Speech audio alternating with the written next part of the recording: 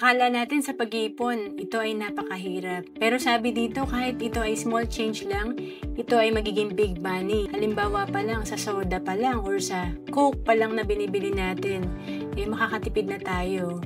So halimbawa, 1,000 per month ang iyong naiipon. At kung mahaba pa yung time mo, like 35 years, ito ay nasa 5.8 million din kung ito ay na-invest mo. Paano pa pag mas malaki ang kaya mong ipunin at i-invest? Importante yung disiplina. Kaya nga lagi lang tayo may two options.